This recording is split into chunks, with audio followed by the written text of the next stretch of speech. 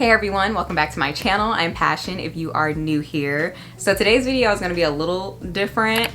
I wanted to do a video kind of piggybacking off this video that I did at the top of last year about how to be more organized at work. So today I thought I would, kind of attack the topic of how to be less stressed at work.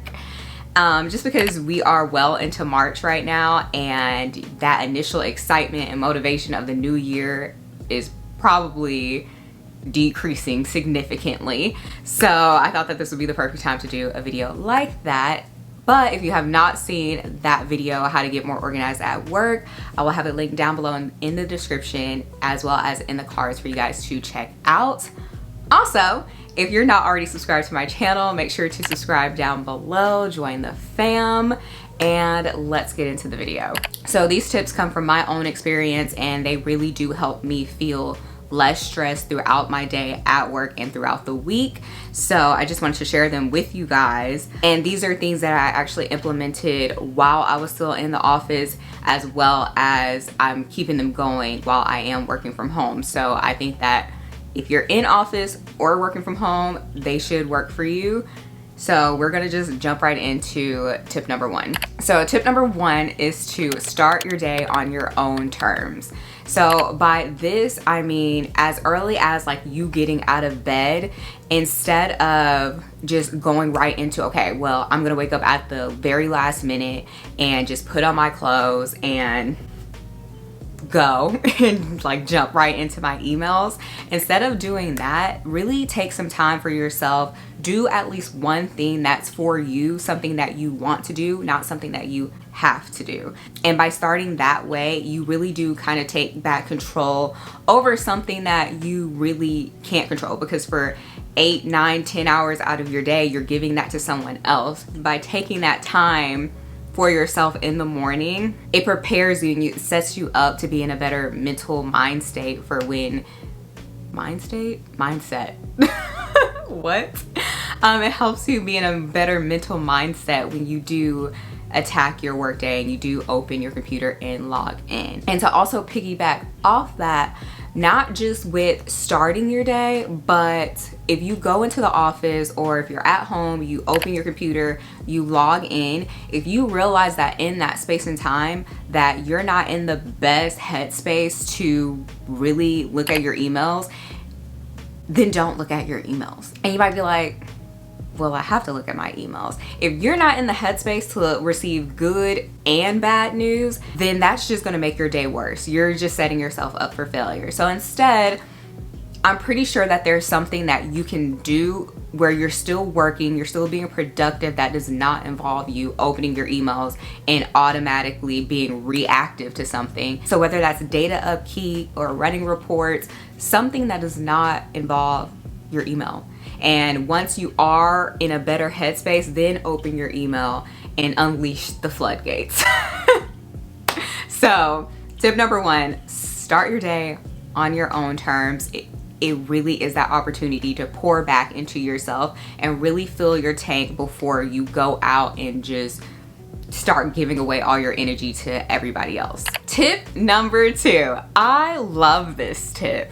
Turn off your notifications for your email. I feel like y'all are probably panicking right now, like, oh my God, no, I cannot do that.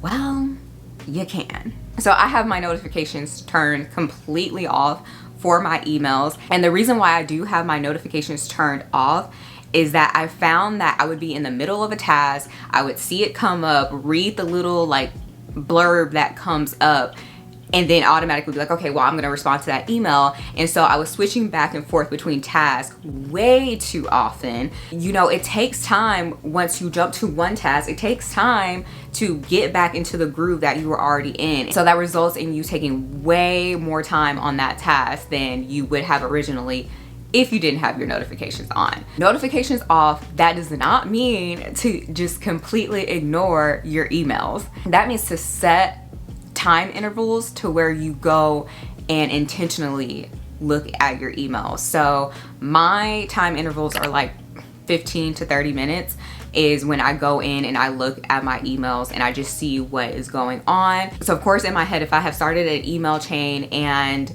it's a very important topic that does need my attention, then I may set my time intervals at like 10 minutes. Every 10 minutes I'll check or something like that. But I know what's on my plate, and honestly, you guys, if it is something that's really urgent, they will find a way to get in touch with you.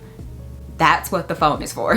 So turn off your email notifications, but check your emails and set time intervals. You will feel in control of your day, which is another thing that I am so thankful for.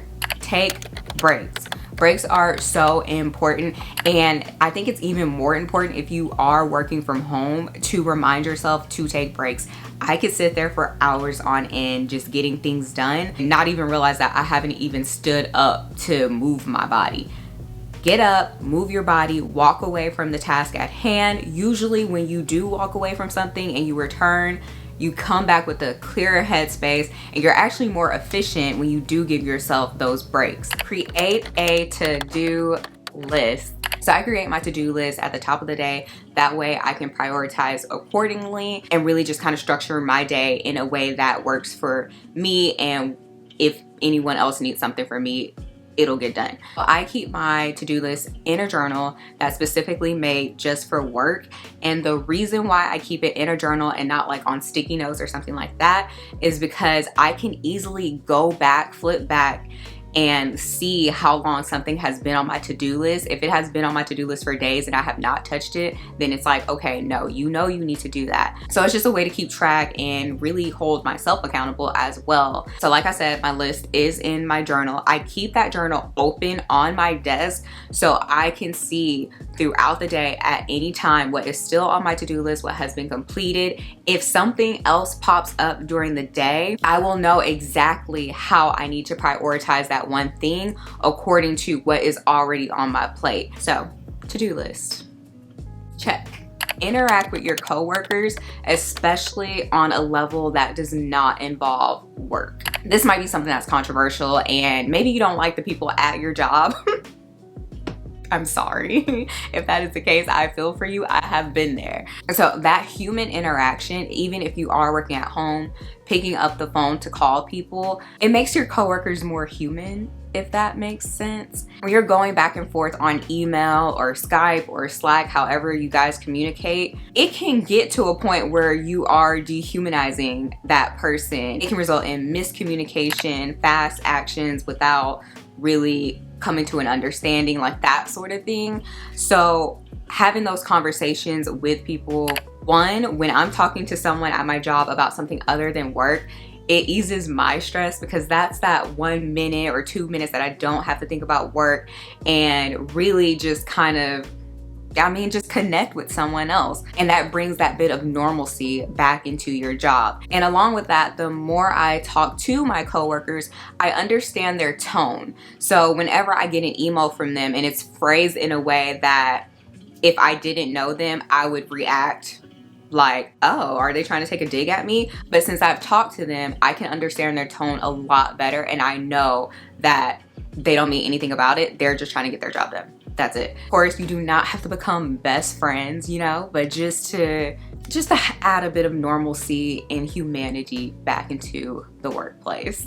And last but not least, remember that everyone is just trying to get the job done. I think personally, I do have to remember that whenever it feels like things are just being like piled on, everybody wants something from you and you're just like, oh my gosh, will it ever stop? I just have to take a moment and remember like, okay, yes, you have all these other tasks that you need to accomplish, and these people also need things, but at the same time, just like you're trying to get your tasks done, they're trying to do the exact same. No one is coming for you. It just, that's how it is sometimes. Sometimes things are more overwhelming than others, and that's just how the cookie crumbles. Now, this does not apply if people at your job are trying to sabotage you. If they're trying to sabotage you, you need to find a way to escape, get out, cut the cord, and run. That's all I'm saying. Have an escape plan, because that is not a healthy environment at all. So that's not what we're talking about. We're talking about if you're in a healthy environment and it just kind of gets overwhelming.